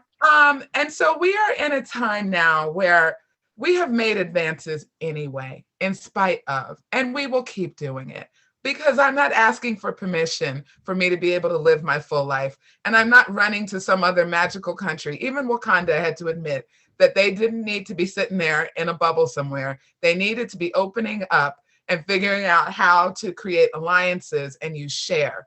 We share this planet. We are going to all be sharing the costs of climate change together. And we want to have, it makes us more brilliant to have these partnerships, to be transatlantic people, to not sort of live in our village, but in fact to grow our relationships. We become more knowledgeable, and we are less susceptible to being hoodwinked by small-minded stuff, populist messages coming to us and making us feel like we need to close gates and shut it down and hold on to what we have. That stuff happens, and we're more susceptible to it, even for ourselves as people of color, when we are living in an isolated mind space. And the more that we are connecting with one another and building these kinds of intentional partnerships, political partnerships, the better off we are. I love that you came to help out our sister Stacey Abrams, and you are right. But I think for my husband, again, when he moved here, married a Black wife, his whole world has just been blown open. I mean, literally completely changed from when he was a tourist coming from the Netherlands to visit the US. Completely different viewpoint for his family, who is now part of my Facebook family. And they hear and see every day a very different version of the United States. And they can connect it now with what they see on the news. And so the more that we are connecting, and we know that Sister Kamala even is coming to us as a biracial woman. When I saw the hashtags yesterday from the Asian American Pacific Islander community here in the US, it was beautiful. They called it hashtag AAPI She Rose, but it's like she rose and then she rose. Oh. And these women were all telling stories of their mothers who immigrated to the US, and all of these incredible, powerful. So if you need something to just go and check out today on Twitter, it went viral. And John Santos on my team was a part of helping to make that happen. It's incredible as an organizer when you don't even realize what you can help to do. And you take this tiny little idea you have, and suddenly it's just, you are literally lifting and then it people. starts running. And then it's running, and you're impacting people's lives. I mean, who doesn't need that type of lift right now? Yeah. But also visibility. You want to talk about another community that often doesn't feel visible, not particularly in the countries where one comes from, but when they immigrate, it is difficult. Immigrant communities often feel invisible. And then when you are still even the kids of, and I say that my father being from Kenya, and so I know firsthand how that experience can play out. So all of these things to say that we are in an incredibly important moment, and these relationships that we have, this kind of call, I'm so grateful for it. We have to keep that going. Stacey Abrams became like a global figure, and that is important. People need to, I mean, for goodness sake, for Black women everywhere, for some Black women in Australia, like for the sisters who are sitting there and they ain't got more than 2 or 3 people that look like them in a place, you feel less lonely and you feel more empowered. Senator Harris, the generations of women and men that she is going to help feel differently about Black and Asian women and sort of help telling that story, unpacking all of this constant, the visual, all of it matters. I'm just going to jump in actually, because even as you speak about women, that is so, so important. And to be able to tell so many different stories through your own, I mean, you're talking about the timeline, but the tweet that's going to go viral after this is when you said it's hard work and heart work. Even I saw Lord Woolley like, yeah. He's going to tweet that, so you got to get in there before him. Otherwise he's going to collect all the retweets. But talking about ladies, I need to jump over to Alexandra. Can I just say that? I'm going to Can I just say, Alexandra. Oh, go One on. second, because I have to leave. I have my son, he's home from school, he hasn't eaten yet, and I better be a good father, do the right thing. You just want to play the Xbox. Don't worry. We know your tricks. Cook for my son. Listen, this has been a wonderful evening. This has been, I think, as Mathani talked about it, it is a heartwarming evening. That sometimes we need this space where we come together, we share. It becomes heartfelt. I'm only truly sorry that I can't wait to listen to Alexandra. I think she's from South Woodford. I think we're local to, Alexandra. You're right. Yeah. I just saw that you were Lord Simon Woolley of Woodford, and I was like, I didn't realise it was of Woodford. You know, let me just tell you about that. We live in the same area, or she used to live in the same area. And Woodford used to be Winston Churchill's parliamentary constituency. The statue's still there. The statue's still there. And so there's areas of it, a little bit posh.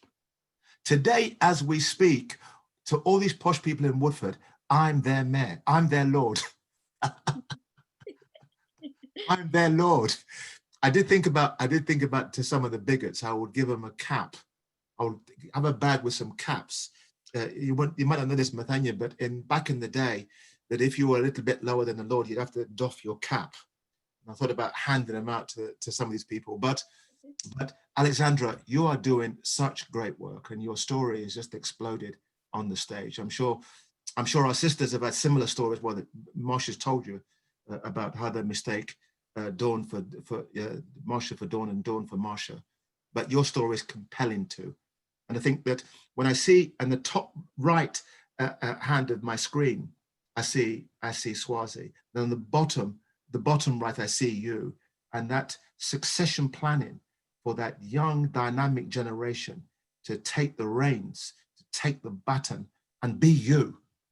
You know what Mathania said and what Reverend Sharpton has said is, and I'll leave you with this, is that in 2020, in this special time, we have to own that leadership space, own it, embrace it, and run with it. So have a lovely evening. I'll watch the recording, by the way, Alexandra. Yeah. I'll be listening to what you're saying and then tweeting it as if it was mine. That's what we do. Before you go, Lord Woolley, I have to take this opportunity to say thank you for the nomination, but also to share with the panel and those watching.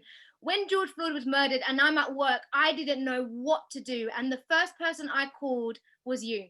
I jumped on the call straight away because I said, I don't know where to go. I've got all of this to say. I don't know how to say it. I'm stuck. Can you help me?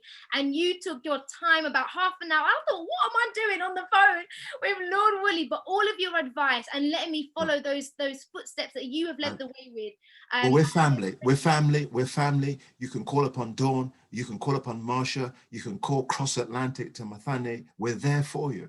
And now another young, bright leader, Alexandra. We sew a golden thread.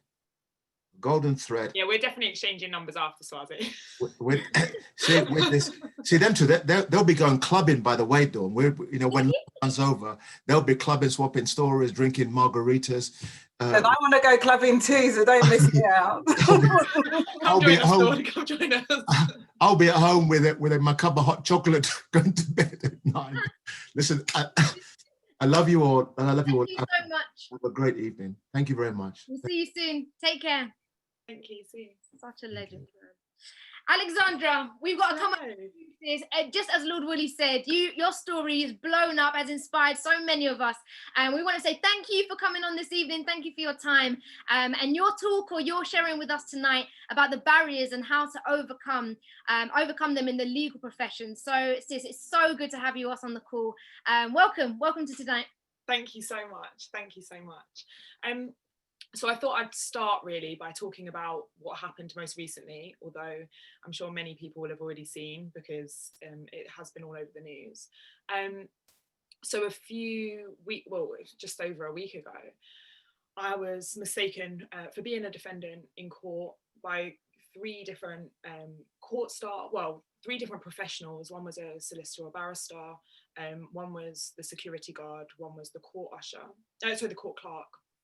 And, another member of the public told me that not to go in the courtroom because I was a journalist, which I'm not. I'm a lawyer.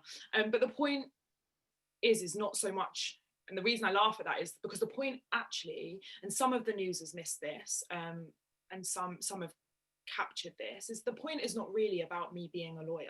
That's not really the point. The point is that the fact that it happens so often highlights the much bigger issue that Black people are being over-criminalised.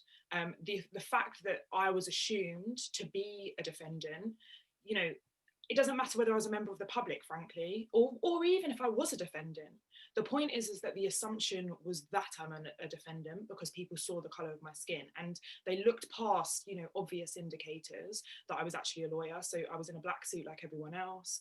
I had my laptop very visibly in my bag because I have a nice bag and my laptop doesn't fit in it. So, you know, my laptop sticks out of the bag so everyone could see the laptop.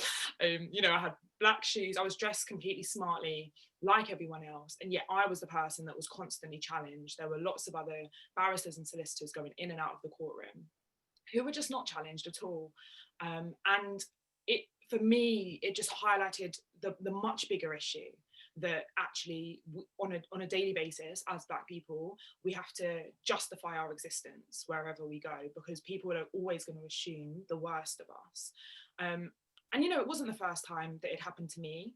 It was the first time it happened so much in one day, but it wasn't the first time it happened. And I know from speaking to so many other Black barristers and solicitors and, you know, even judges and QCs, people who are the most senior in our profession, that this happens all the time.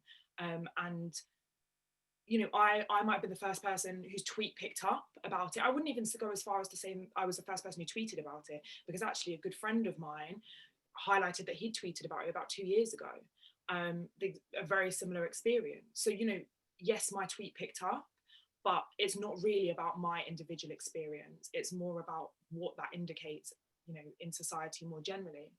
And that's kind of leads me on to what I wanted to talk about today, which is the overcriminalization of Black people in society. I think one of the things that I try and draw attention to is that this is a systemic thing. It's not just a personal bias, which is what I think too many people mistake it for. You know, so many people say, you know, I'm not racist. I would never call someone a racial slur. I would never, you know, not give someone a job just because they're Black. And they're missing the point. That's not the point. The point is that we are living in a society where there is systemic racism. And if you're not challenging that actively, you're contributing to that, you know. And I think all of us have a duty, not just Black people. It falls on us all the time. I'm sorry, but it falls on us all the time. Actually, do you know what? Like, everyone else needs to challenge it too. And it starts, you know, in my job, in the criminal justice system, it starts right from how Black people are over-policed. We are massively over-policed. I know Dawn, I can see Dawn here, and, you know, not that long ago, Dawn was stopped and searched. And I've been stopped and searched before. When I was like 17, 18, I was like stopped in my car, quite similarly to Dawn, to be fair, driving with my Black boyfriend, stopped, officers surrounded my car, absolutely nothing there, nothing wrong. But it was terrifying. You know, I recently passed my test and I was absolutely terrified. I've never been stopped with my white friends. None of my white friends have ever been stopped. And we see that in the statistics. You know, this isn't just anecdotal. You look at statistics of stop and searches, and there are 38 stop and searches per 1,000 Black people compared to just 4 per 1,000 white people. That's almost 10 times as many. Like, it's a huge, huge discrepancy. And so when on the ground Black people are being over-policed, it's then unsurprising that, you know, the magistrates court, which incidentally was where I'd been mistaken to be a defendant, and, you know, the first port of call for anyone going through the criminal justice system, it's unsurprising that there were too many Black people going through the magistrates court, because if they're being over-policed and overcharged, then you're going to see more Black people in the magistrates court. And so, you know, then you're pushing people into a system. You were literally forcing people into a system.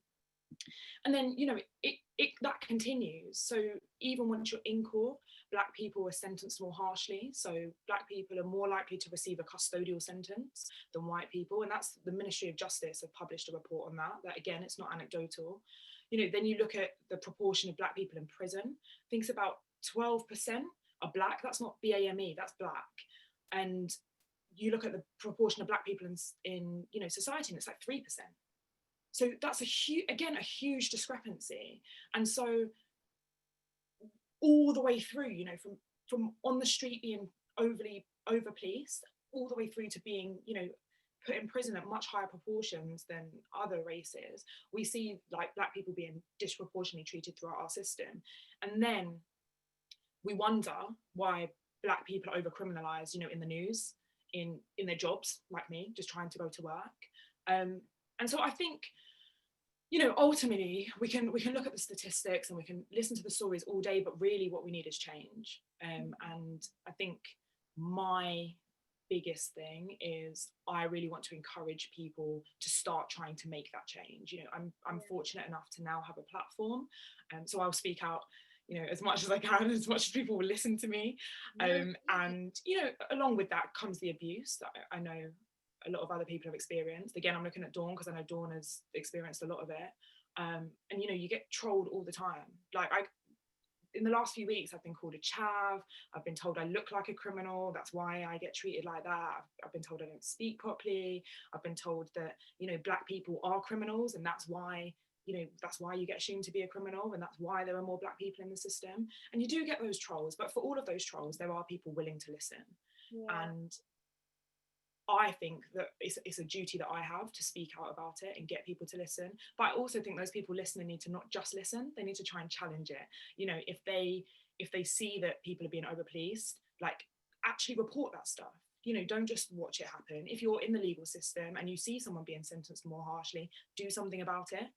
Like actually write things down, make formal complaints. You know, I made a formal complaint about my experience, and the head of the court service is now in contact with me and has written me a letter in response. And it's only by speaking out and actually complaining and actually putting effort into trying to change things that we're going to see results.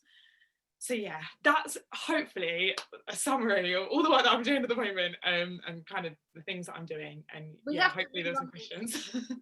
Yeah, the Q&A is popping. I don't know if it's coming through. But thank you, Alexandra. Thank you so much. You know what's so amazing is that everyone does use their platform to share, and in those pockets, things are moving forward. And just to get the glimpse of what is happening, you know, to now be in contact with you, I'm like, yes, sis, fight that. You know what I mean? Pushing. It's so encouraging to see when and then everyone comes together. So I do like this, that, you know, it's like Christmas time when everyone just gathers together. So, and there's 6 of us, so we're good. Okay, I'm gonna open up for the Q&A now. If you've got questions in, welcome to My Life, My Say. My name is Swazi. We're gonna do a quick fire round. So I'm gonna have to ask our panelists to be good to me. Please be kind. I need answers to be at least within 2 minutes because there's a lot of questions that I want to get through. And so first up, I want to start off with one from the Q&A chat. Yes, one from Mathonai, and then I'm coming to Dawn and Marsha for a joint collab question. I'm liking these collab questions. Okay, my first question is, with the rise of white supremacist ideas and far-right ideologies, what does the future of British and American politics look like? Thank you very much for your question. Yeah, fantastic question. It looks like whatever we help make it look like. So this is, we are lucky right now to continue to live in places where our votes allow us to change who's in charge. And the thing that we have to continue to do as well is make sure that this is not getting normalized, that white supremacy is not somehow, and frankly, we have seen this under our administration here. It should be prosecuted. When you have hate crimes, there has to be a rise in terms of how serious this is being taken by law enforcement and by any other sort of mechanisms we have for holding people accountable to their words and their actions. And I'm sort of not trying to suggest that we should be filling jails over people exercising free speech. I am saying that there are societal norms in which people are going to have to say that this is making people unsafe. And a lot of this is violent language. It is language that is moving people to an action. It is calling people to take a certain type of action. And so here in the US, we just had the governor of Michigan. There was a plot by a white supremacist group to kidnap her. But that is where this can go. So please look at us as a warning for what happens if this is not taken more seriously. Domestic terrorism is absolutely real. These white hate groups are somehow escaping the same levels of penalty and scrutiny that people of color have certainly been put under, and certainly with which other kinds of terrorism has been afforded way more resources. And I would say that that is the seriousness with which we all need to tackle this. Yeah, excellent answer. Thank you so much, so much. One from Marsha and Dawn next. Shouts goes out to Jasmine, who's looked in. Hi, Jasmine. Thank you so much for your question. Your question is this: do we think can't even speak. Do we think positive discrimination tools such as quotas work, or are they just another tick box exercise? Marsha, let me come to you first. Cool. Okay. Well, thank you for that question. And what I would firstly say is no one should ever be in favor of any tick box exercises. And that's the key, because, when you think about it in the context of race or even sex and gender or disability, it's not the way to do things, because then actually we're not being genuine and authentic in the change that we are trying to bring about. Now, there has been some benefits and advantages to positive discrimination in certain areas, because at the end of the day, that's how we create more equality. So, for example, in the Labour Party, we introduced what were called all women shortlists, and that helped to increase the number of women that were elected to Parliament. And I genuinely believe there is an absolute space in court to say that we need to have all black shortlists, for instance, to ensure that we can get more people that look like myself and Dawn elected into the British Parliament. Now, quotas can be a challenge in many respects, but I can't say I'm against quotas, but I am against people just being given a job or given an opportunity because they fit the bill. You understand? Somebody has to be the right person with the right experience and qualifications to do something. But we do need to look at things like, blind applications and so forth, because the bottom line here is conscious and unconscious bias exists. And that's just a fact. And it's how do we overcome some of those institutional and structural racial inequalities to ensure that we can create a more equal playing field. Yeah. Thank you so much, Marsha. Great advice, great tips as well. Dawn? Oh, you're on mute, by the way. Yeah. So we absolutely have to measure. We have to measure things, otherwise we don't know if something's getting better or worse. So you have to have some kind of system of measuring. I quite like affirmative action. I quite like that sort of terminology. We don't have any laws like that in our country. Marsha talked about all women shortlists, and because of that, that's why Parliament has so many women initially. So that the all women shortlist is a huge change in 1997. And what was interesting with all women shortlist was that people said, oh, women won't be able to do the job. Women can't be MPs, they can't be parliamentarians. And then, women came in and basically changed the face of Parliament and how legislation is made, because women do approach things often very differently from men. And what it actually did was it gave the opportunity to people to see that women not only can be parliamentarians, but are better than men. And I often say, we will know when we've reached true equality when we have as many rubbish women as we have rubbish men in Parliament. And once we reach that, then we'll know we've reached true equality, because there's a lot of men taking up space that really shouldn't be there. So I think that in order to get systemic change in a system, you need more than quotas, because what happens if you have quotas is it then just becomes a tick box. Right, we've got to a certain stage, tick, whereas it doesn't necessarily trickle into systemic change. And what we need to is get a systemic change if we're going to tackle systemic racism in society. So yeah. Great answer. Thank you so much. Oh, I get these questions going, you know. Alexandra, I'm coming to you next. A question for you. I don't know who's asked it. I'll go back into the chat to find out who's asked it. But thank you for this question. It says, how do we get rid of the subconsciousness barriers that we have, such as not fitting in or not being as good as our white counterparts in entering predominantly white professions like the bar? Great question. Thank you. It's a really good question. Okay, so I think that ultimately there has to be better training for those of us already in the profession. I think at the moment, too much of our training is about equality and diversity and not about being anti-racist. You know, equality and diversity, frankly, should be a bare minimum. You know, equality is, of course, something we're seeking, but, you know, that sort of training should have been done 20, 30 years ago. Like, we're now at the stage where actually we need to be dismantling, you know, the more systemic stuff and recognizing that. So I think that there needs to be better training for everyone. I also think in terms of so what were the examples you gave, such as not fitting in or not being good enough? I think also, you know, actually the way that this sort of stuff is going to change is by there being greater diversity.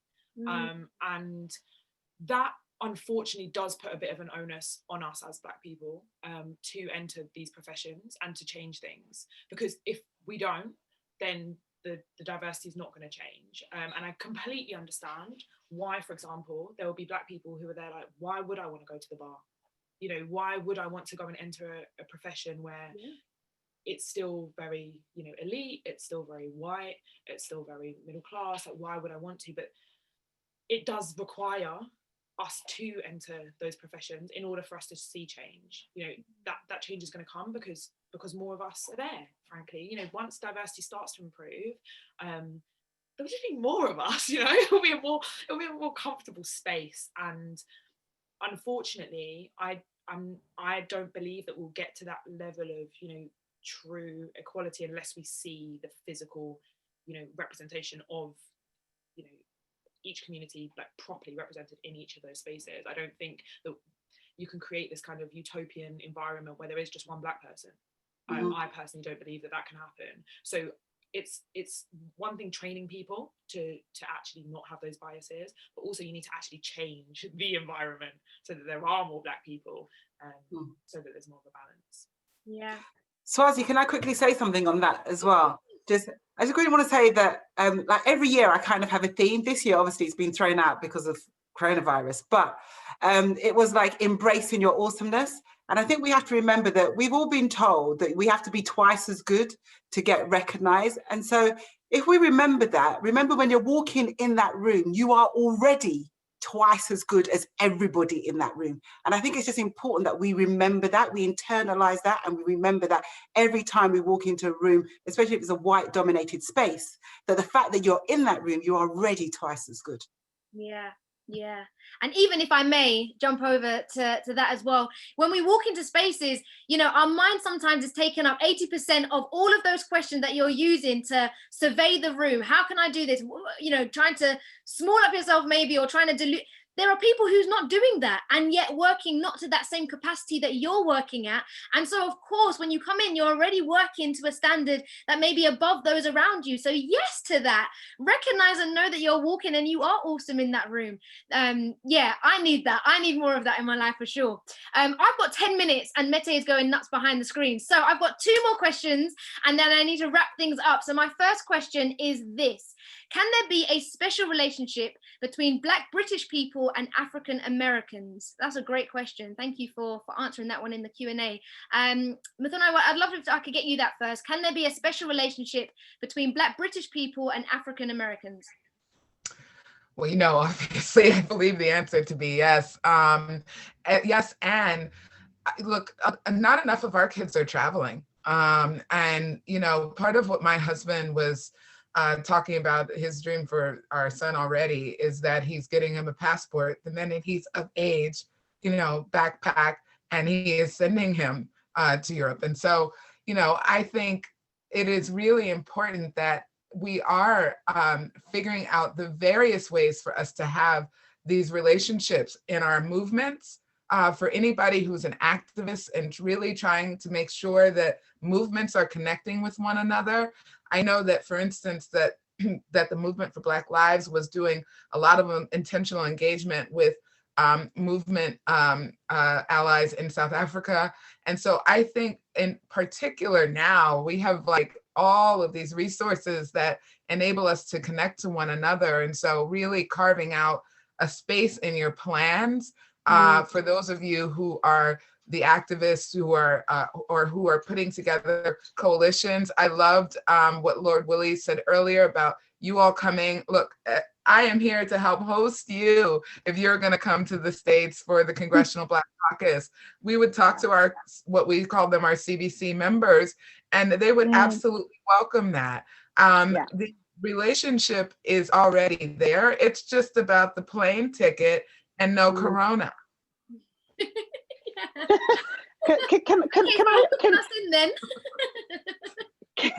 Can I just come in on the back of that? Because I think you're absolutely right. And I think, you know, the relationship has always been there. And I alluded to it earlier in my opening, in that, you know, we've got those shared experiences of our fight for racial justice, but also the organizing of what is going on right now today with Black Lives Matter. For example, you know, but for Corona, I know the likes of Dawn and myself would have been going over to the States to campaign in this upcoming election.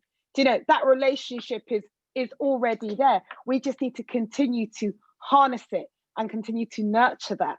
You know, we've got all the tools at our disposal. I was in DC last year and I had the privilege of meeting with members from the CBC. And, you know, there was already that relationship there because we have those shared values and the shared fight for justice. So it's there, it's just continuing to harness it. And I would say not to, you know, we just have to also be quite bold in saying, you know what, I'm coming over, so can you host us? Do you know, that's just how we have to do it. Absolutely. And if ever you want to come here, then, you know, this house is your house, so it goes both ways. Exactly. And Marcia, as we know, black and bold go together. You know. Amen to that, sister. Amen to that. I need to go to my last question. I'm sorry because we're running out of time, but this is a fantastic question to end on. And just to absorb all of this goodness from tonight's conversation, you're all movers and shakers in this room or in this Zoom call. What are your hopes and fears for the future? In fact, let me not even go fears. Let's go hope. Loud the fears. We don't do fear. Trust me. Faith and hope. Yeah. What? Let's go. Okay, Alexandra, I need to go to you first. What are your hopes for the future, sis? I'm going to be honest, I hope to see a Black Prime Minister in my lifetime in the UK. That would be great. I really do think that it's about time the UK has one. So no pressure, Dawn and Marsha. No pressure, Dawn. I nominate Marsha. We're calling it. Oh. And look, I'm about to take my business. I'm like, I'll come and work for that. We'll welcome you. Dawn, let me come to you actually. Movers and shakers, an absolute joy to be on this call with you. What's your hopes for the future? I want to ensure that the next generation, that they don't have the battles that we've had, that we've broken down those doors, we've laid the pathways, and that, you know, you'll have battles, but not the ones we fought. Do you know what I mean? Like, why the hell are you fighting the same battles? Like, surely we would make those change. But I'd also just want to quote some words, if I may, from John Lewis, you know, who sadly died in July this year. You know, civil rights activist, and I put some of his words together, and I think this for me sums up where I'm at the moment. And he says, "Do not get lost in a sea of despair. Be hopeful. Be optimistic. We used to say that ours is not the struggle of one day, 1 week, or 1 year. Ours is the struggle of a lifetime, or even many lifetimes. And every one of us from every generation must do our part. And if we believe in the change that we seek, then it's easy to commit to all we can. Never, ever be afraid to make some noise and get in good trouble necessary trouble. Yeah. Because the responsibility is ours alone to build a better society and a more peaceful world. So I say, let's get into some good trouble and change the world. Yeah. I know if we were together, the audience would be going nuts right now. So yes, get into good trouble. We're coming. Good trouble with each other. That's good as well. That's the word for tonight. Let's get into some good trouble. Mithana, let me come to you as well, and then Marsha to close. But yes, for your hopes, for your futures, you're a mover, a shaker, someone that we're so happy to have on the call tonight. What are your hopes for the future? My hope is that our lives are inalterably changed by our experience during this pandemic and during our experience where we had a movement rise up, even in the face of a health crisis, because that is how bad discrimination has been for people's lives around the world. And I am hoping for the next steps and the next steps. And I love how many people that you have on this call. I hope they all see themselves as activists, because who gets on a call like this at this hour to do this with us folk here, if they're not already people who are ready to take these next steps. So I love it. And then my last hope, sis, is for those margaritas. I'm about it. While we are planning Marsha's presidential or prime ministerial campaign. I don't know, whatever it is, we're gonna put it together. I'm ready. It sounds like good trouble to me, so. That's it. Bring on the margaritas is all I have to say. Marsha, you go, sis. You go. You take the floor. Fantastic. Hopes, yeah. As a mover, as a shaker, what's your plans? What's your hopes for the future?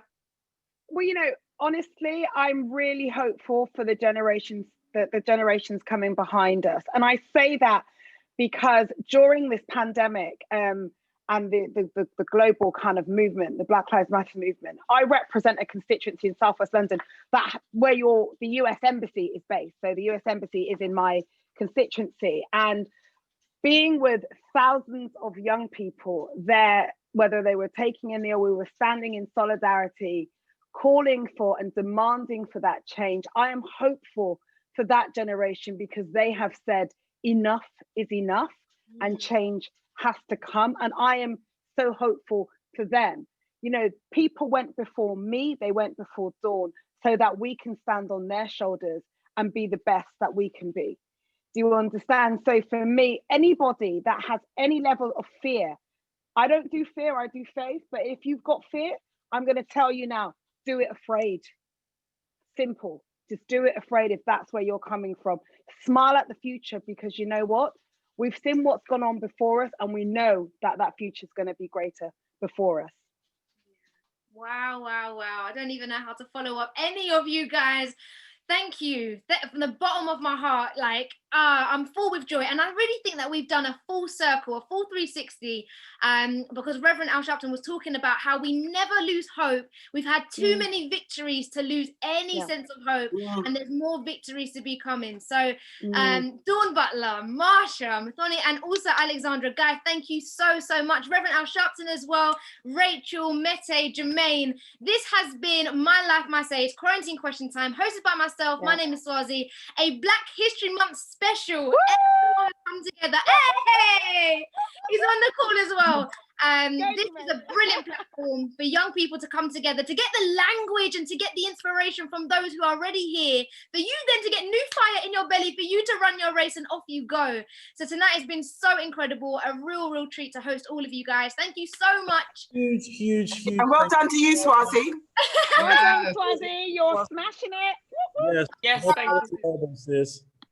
Riding off the coattails for you guys, man. Thank you so much to everyone who's locked in. Young people, follow us on the socials at My Life, My Say. Stay plugged with the conversation. We'll see you very soon. Good night. Bye. Night, everyone. Thank you.